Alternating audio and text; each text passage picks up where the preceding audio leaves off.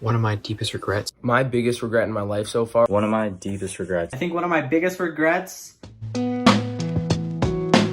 So, my dad is an entrepreneur life coach, and he knows more about the brain and the human brain than a lot of us. And one thing I found interesting is that a lot of my friends seem to take high opinion into what he was saying because of how much he knows about psychology. So some of my friends sent me their deepest regrets, and we're just going to be reflecting on it, and then you can talk about your deepest regret.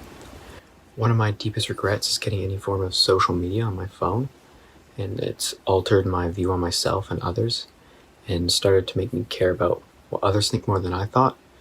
And that was a pretty bad mentality to have in high school, and so I'm learning to change it.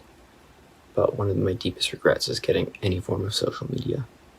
Well, his regret, your friend connected it to social media. Yeah. And I think that's something he needs to reflect upon, which is good. But it's not the regret of putting social media on the phone, it's how you use social media.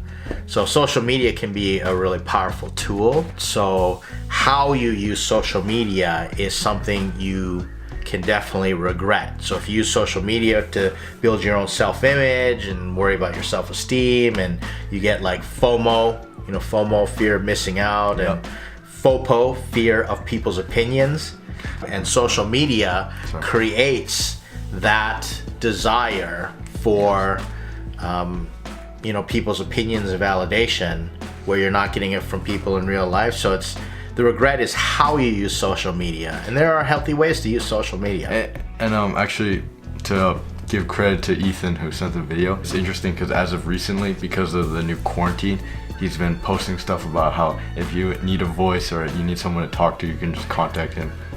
He's being positive on social media, right? Thanks, Ethan. Thank you, Ethan. My biggest regret in my life so far is probably not being very open-minded when it comes to new things. Whether it's the chance to play a new sport, do a new activity, or just have an opportunity in general, I'm always a little bit hesitant.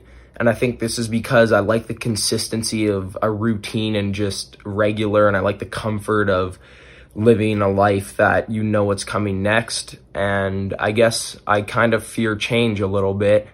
So when something new is presented and I have to make a choice, I will usually choose the safe route. Man, you've got some really mature friends. Like, this is very encouraging to hear that you hang around with these people who think like this. I attract very intelligent people. They're just drawn to me. Keep doing it. That's all I gotta say. Well, you obviously attract a very humble group of people as well. They're all just like me. Humility is the number one priority. Routine is important, consistency. Yeah. But I think your friend, what's his name? Murray. That's Murray? Yeah. Wow. Murray, you've grown up. I remember when you were like, yay, hi. The important thing Murray needs to know, and everybody, is that openness is actually a part of your personality package. So psychologically, some people are very open and some people are not open. And neither is good nor bad. It's just all about your temperament. So some people are born totally open, I'll try anything, open to new experiences, and some people like routine and can be very disciplined, whereas open people sometimes are not as disciplined. So Might be talking about someone. Might be talking to someone. I think it's you, right? It's you. Yeah. But you're very open, so you have an open personality as part of the Big Five personality model, right?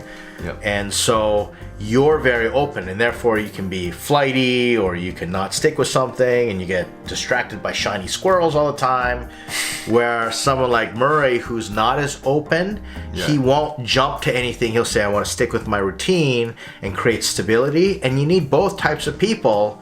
So I would say to Murray, maybe don't regret that so much. Know when it's appropriate and inappropriate. But I would hate to see him regret something that's actually part of his psychological package. One of my deepest regrets is when I don't take a risk, or when I choose not to take an opportunity, or because I'm fearful of what could happen. Like, as an example, small one, maybe I wanted to go talk to a girl. I could either think, no, she doesn't like me and I shouldn't do it. Or I could think, oh, I could talk to her. It doesn't matter if she likes me or not. If I talk to her, she might begin to like me. And so anytime I don't do it, during the night, I always just think back and just go, why didn't I do it? That's a good one. That is a good Sam, one. That is a you good take one. the prize so far. I think that's the best one. In fact, that is the number one regret that everybody has when they get old. I've done a lot of work with old people, older people even than me, and the regret is I didn't take the risk. The regret is I didn't try when I had the chance. There's always that regret, and so he's onto something in dealing with that. Well, that's a very relatable thing, because when you keep making decisions that isn't actually what you want to do, but you're fearful, that destroys your respect for yourself, and it's very demoralizing, especially for me. Yeah, that's a major thing. So a tip for everybody out there, and I teach this to even older people, is we do this thing called the Courage 3-2-1 technique, and where we tell people, as soon as you think of something that you're gonna do, I should go talk to that girl, you say, I feel courage, 3-2-1, snap your fingers, don't even think about it, and do it. It tricks your brain to stop thinking about fear, and it trains your brain to say, I feel courage. And when you snap your fingers, you're actually training your brain to equate snapping your fingers with courage, and it's called neuro-linguistic programming. But Sam, kudos to you. Much respect to your friend Sam. What is your biggest regret and why? My biggest regret would be following the wrong crowd. As back in my previous years, I was a little bit violent and were basically peer pressure into doing many things and such, like fighting people, bullying, all that. And I'm not blaming it around the people around me, but there's a large factor in this. And I should have realized that when I was younger, because I could have stopped it and changed the image of me now, as people think I'm untrustable and a violent person. So thanks to your buddy Sharif for putting out and being very open and honest, reflecting. I think that says a lot about him as a person, actually, already for such a young age. But that's actually not going to be his biggest regret. His biggest regret, if I'm giving advice, is the regret is going to be that you don't spend time building up that trustworthy reputation. You'll learn very early on when you get out of school and you start going to the workplace, it takes 10 years to build up your reputation and then 10 minutes to tear that down.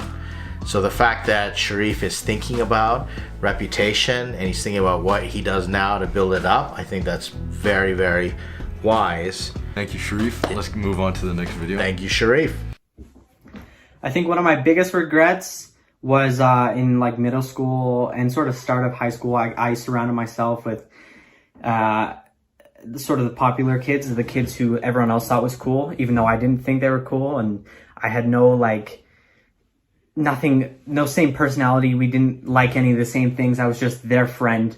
I wouldn't do that again, and I would just be friends with people like Orlando, because he's got a very cool YouTube channel, and obviously you know that because you're currently watching this video, so good for you. You're going to deal with this rest of your life. You're going to want to surround yourself with people because of the image and the perception.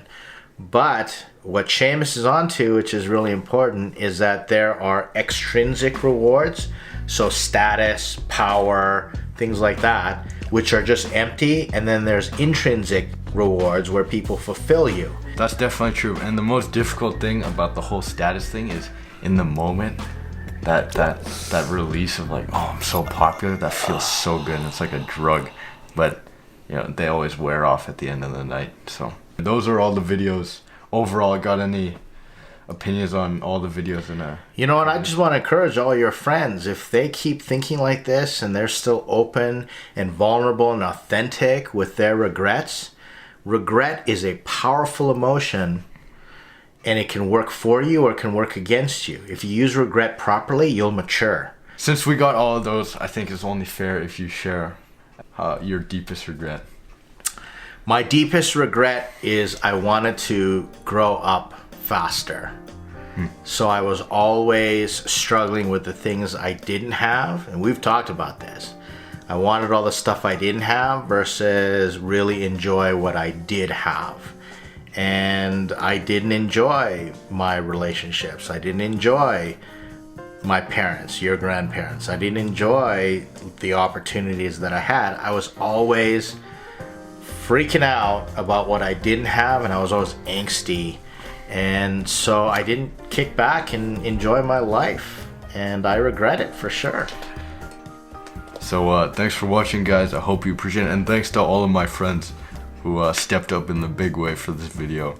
I appreciate that, guys. Great job, guys.